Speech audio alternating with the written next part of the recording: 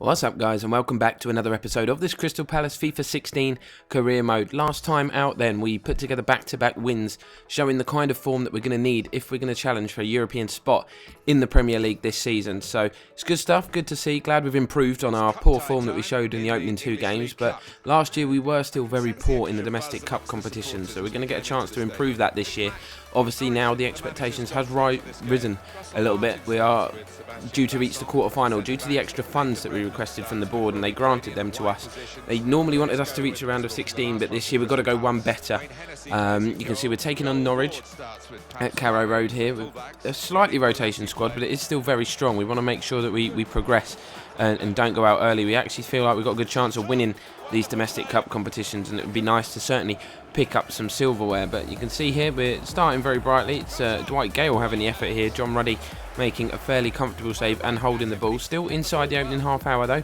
We're breaking here down the left. The ball is smashed goalwards. It's a really good save from Ruddy, but it kind of goes through him, and James MacArthur taps it in at the back stick. We were wondering how he managed to tap that in. He hasn't played a lot, James MacArthur. It actually come off his hand.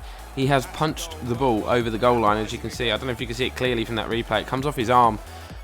So quite fortunate to be ahead. Norwich did have one chance to get themselves back on level terms before half-time, but the shot was a poor one, straight at Hennessy in the stick. So we go into the interval 1-0 up, and things are looking good in terms of progression. We dominated the game quite well, but Norwich flew out the blocks for the second half. You can see they've got chances here, working the ball really well. It's Mbakani firing just wide of the mark. I think the attentions of Vestergaard at the back just done enough to put him off his effort, but we tried to lift the ball over to the back stick. Wilfried Zaha flicking that on unsuccessfully, so the attack broke down.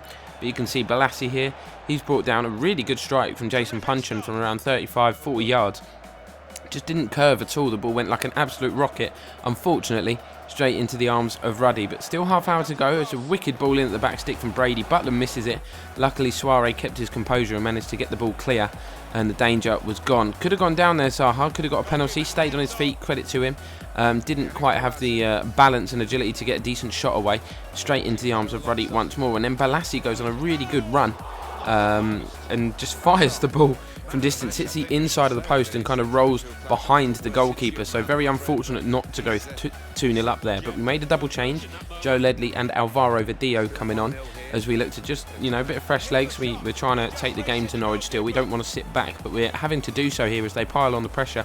It's a good save from Hennessy initially, and then Brady's effort just an inch or so over the crossbar, but we caught Norwich on the counter-attack. Vidillo is played through. First touch was shocking, allowed the defender to get back. The chance was almost gone for him, and then Joe Ledley just fired wide as the ball broke to him. That should have been two, and it should have been game over. Norwich going to have one final chance to get level then. It's Russell Martin, the captain, with the header. It nearly looped over Hennessy, done really well to track back and tip it over the crossbar, and the final whistle goes. So we have progressed in the Capital One Cup, one better than last year already.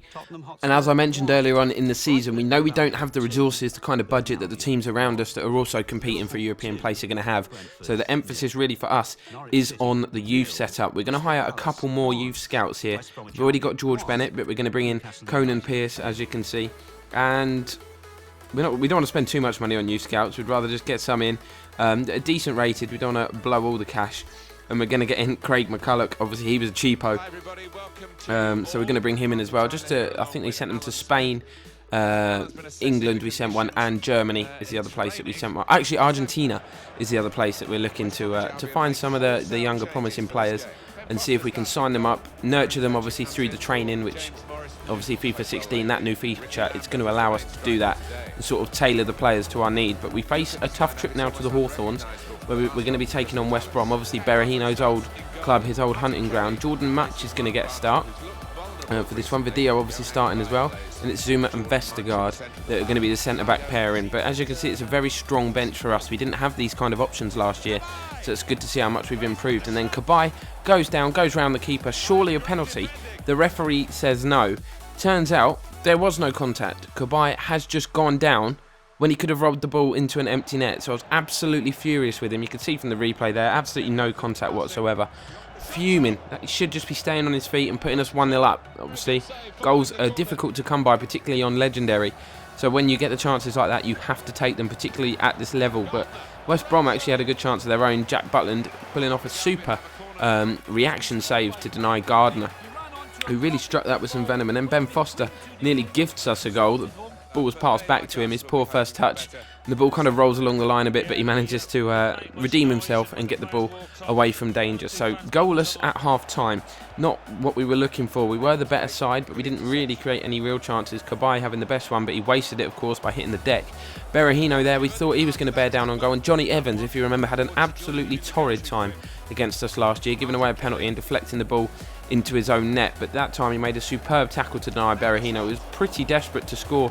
He worked some really good space on his right foot there, tried to guide it into the top corner, but it did go high and wide. And we're going to make a double change. It's Wilfred Zaha and Ledley coming on now, fresh legs again, trying to break West Brom down. A superb free kick from Cabaye, 39 yards out. We thought that was goal bound. We thought it may have been over the line. We're going to have a look at the replay here, but Ben Foster somehow manages to kind of dive back and claw it out right on the goal line. So it remains goalless, just 12 minutes to go now. West Brom coming forward here. They have a decent effort from Darren Fletcher. Doesn't cause Butland any problems in the sticks, but Sessegnon feeds it to Troy Deeney, obviously a man they've signed from Watford. He's a proven goal scorer, not quite at Premier League level. Little is known about him, but he had a good effort there that went over the bar, and a nightmare pass from Coquelin, and the game was very nearly taken away from us. West Brom hitting the post there with just 9 minutes to go. You can see Connor Wickham coming on for West Brom as well. Of course, he used to play for us. You know, here he is coming on. He's got on the ball now. He links up very well with his new teammate, but Vestergaard chucks his body on the line and manages to block the shot, and that was the final attempt of the game. So the goal did finish goalless. So not the result we were looking for. I still point back to that Cabaye incident. If he'd have just stayed on his feet, rolled it into an empty net, we've got the 1-goal lead, and I was pretty confident that we'd be able to hang on and defend, because we defended quite well this season so far.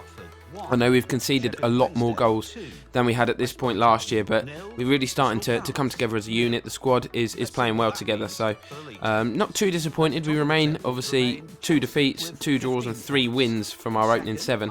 That's not a bad return at all. You can see we are in 9th. We do need to improve, but you can see Sheffield Wednesday still flying, and West Ham bottom of the league and still without a win, so a real surprise to see them struggling.